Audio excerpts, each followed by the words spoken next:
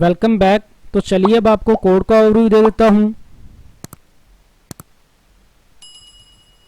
तो ये हमारा कोड है, इसको अपने आर्डिनो आईडी पे ओपन कर लेना है। कोड, सर्किट डायग्राम और डिज़ाइन का लिंक आपको नीचे डिस्क्रिप्शन में मिल जाएगा, वहाँ से आप डाउनलोड कर सकते हैं। ये सेम कोड आप बड़ी व्हीलचेयर के लिए भी इस्तेमाल कर सकते हैं और मिनी व्हीलचेयर के लिए भी इस्तेमाल कर सकते हैं। तो इसमें सबसे पहले हमने जॉयस्टिक के एक्स और वाई एंगल के लिए पिनें इनिशियलाइज की हुई हैं, A0 और A1। इसके बाद L298 मोटर ड्राइवर के लिए 6 पिनें इनिशियलाइज की हुई हैं, 5 से 10। इसके बाद मोटर स्पीड A की वेरिएबल इनिशियलाइज की हुई है, मोटर स्पीड B की वेरिएबल इनिशियलाइज की हुई है। इसके बाद अवॉइड सेटअप है। अवॉइड सेटअप में सबसे पहले जॉयस्टिक की पिनें इनपुट मोड में इनिशियलाइज की हुई हैं, L298 की 6 पिनें आउटपुट मोड में इनिशियलाइज की हुई हैं। इसके बाद 100 मिली सेकंड का डिले है। 100 मिली सेकंड डिले के बाद अवॉइड लूप में चले जाते हैं। अवॉइड लूप में सबसे पहले जॉयस्टिक से एक्स एंगल की पिन एनालॉग रीड हो रही है और यहाँ से हम एक्स एंगल की वेरिएबल अपडेट कर रहे हैं। इसी तरह ही वाई एंगल की पिन एनालॉग रीड हो रही है और यहाँ से हम वाई एंगल की वेरिएबल अपडेट कर रहे हैं। इसके बाद यहाँ पर हमने x और y एंगल की वेरिएबल पे चेक लगाए हुए हैं। x और y एंगल की वेरिएबल अगर 470 और 550 के सेंटर में होंगी तो उस कंडीशन के ऊपर इसने स्टॉप का फंक्शन कॉल करवाना है। यानी कि अगर हम जॉयस्टिक को कहीं भी मूव नहीं कर रहे होंगे तो उस कंडीशन के ऊपर जॉयस्टिक 0 पोजीशन पे चली जाएगी और 0 पोजीशन पे हमने व्हीलचेयर को स्टॉप रखा हुआ है। इसके बाद यहाँ पर रोबोट को लेफ्ट और राइट मूव करने के लिए हमने y की वेरिएबल पे चेक लगाया हुआ है। अगर y एंगल की वेरिएबल 470 से ड्रॉप होती है तो इस कंडीशन पे इसने टर्न राइट की कमांड कॉल करवानी है और साथ ही y एंगल की वेरिएबल को मैप किया हुआ है। y एंगल के 0 की तरफ मूव कर रहे होते हैं तो उस कंडीशन के ऊपर वैल्यू हमारी 470 से ड्रॉप होना शुरू हो जाती है और 0 की तरफ मूव होती है। जब जॉयस्टिक से y एंगल की वैल्यू 470 रीड होगी तो उस कंडीशन के ऊपर हमने ड्यूटी साइकिल 0 रखना है और जैसे जैसे हम जॉयस्टिक को 0 की तरफ मूव कर रहे होंगे तो ड्यूटी साइकिल 255 की तरफ मूव हो रहा होगा। तो यहाँ पर हमने मोटर स्पीड A की वेरिएबल अपडेट की हुई है। इसी तरह ही दोबारा फिर y एंगल की वेरिएबल को मैप किया हुआ है और यहाँ पर हम मोटर स्पीड B की वेरिएबल अपडेट कर रहे हैं। इसके बाद दोबारा फिर y एंगल की वेरिएबल पे चेक लगाया हुआ है। अगर y एंगल की वेरिएबल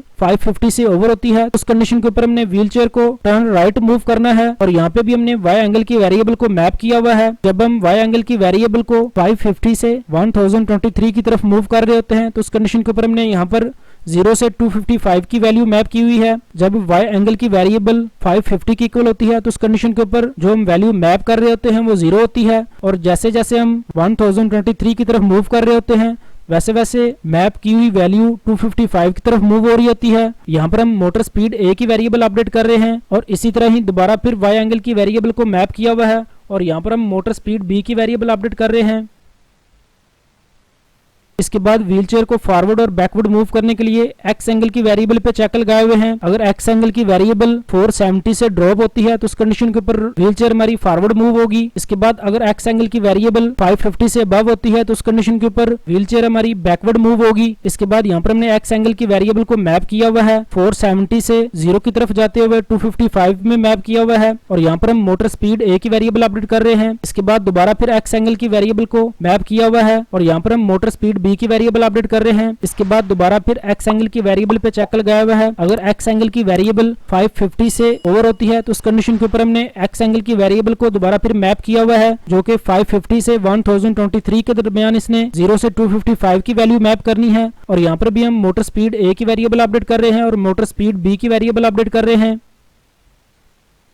इससे ऊपर वाले फंक्शन में हम व्हीलचेयर को टर्न लेफ्ट या टर्न राइट मूव कर रहे होते हैं। अगर हमने व्हीलचेयर को फॉरवर्ड जाते हुए राइट या लेफ्ट मूव करना होगा, जिस साइड पे हमने मूव होना है उस मोटर की स्पीड थोड़ी सी स्लो कर देते हैं तो व्हीलचेयर हमारी उस तरफ टर्न होना शुरू हो जाती है। इसी तरह ही बैकवर्ड जाते हुए भी हम व्हीलचेयर को लेफ्ट या राइट मूव कर सकते हैं। तो उस सिनेरियो में भी हम जिस साइड पे हमने मूव होना है उस साइड की मोटर की स्पीड हम स्लो कर रहे होते हैं और दूसरे साइड की मोटर की स्पीड हम हाई रख रहे होते हैं। तो ये उस चीज के लिए फंक्शन रन हो रहे हैं।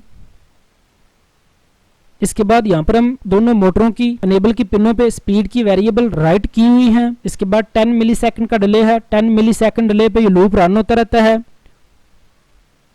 तो यहाँ पे फॉरवर्ड का फंक्शन है। फॉरवर्ड के फंक्शन के अंदर हम दोनों मोटरों की फॉरवर्ड पिनें हाई कर रहे होते हैं तो व्हीलचेयर हमारी फॉरवर्ड मूव हो रही होती है। इसी तरह ही बैकवर्ड का फंक्शन है। तो यहाँ पर हम फॉरवर्ड की पिनों पे लो राइट करवा रहे होते हैं और बैकवर्ड वाली पिनों पे हाई राइट करवा रहे होते हैं तो व्हीलचेयर बैकवर्ड मूव हो रही होती है।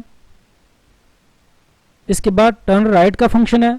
तो टर्न राइट के फंक्शन के अंदर हम लेफ्ट साइड की मोटर को फॉरवर्ड मूव कर रहे होते हैं और राइट साइड की मोटर को बैकवर्ड मूव कर रहे होते हैं। टर्न राइट हो रहा होता है, इसके बाद टर्न लेफ्ट का फंक्शन है, तो यहाँ पर हम लेफ्ट साइड की मोटर को बैकवर्ड मूव कर रहे होते हैं और राइट साइड की मोटर को फॉरवर्ड मूव कर रहे होते हैं। टर्न लेफ्ट हो रहा होता है।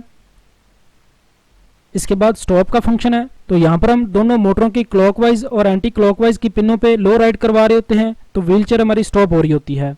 तो ये था हमारा कोड। चलिए अब इसको आर्डिनो में अपलोड कर लेते हैं। तो यहाँ से आपने टूल्स में जाना है, टूल्स में जाने के बाद बोर्ड में जाना है और यहाँ से आपने बोर्ड कन्फर्म करना है आर्डिनो यूनो। बोर्ड कन्फर्म करने के बाद दोबारा फिर टूल्स में जाना है और यहाँ से आपने पोर्ट सेलेक्ट करनी है। पोर्ट सेलेक्ट करने के बाद यहाँ से आपने कोड अपलोड कर देना है।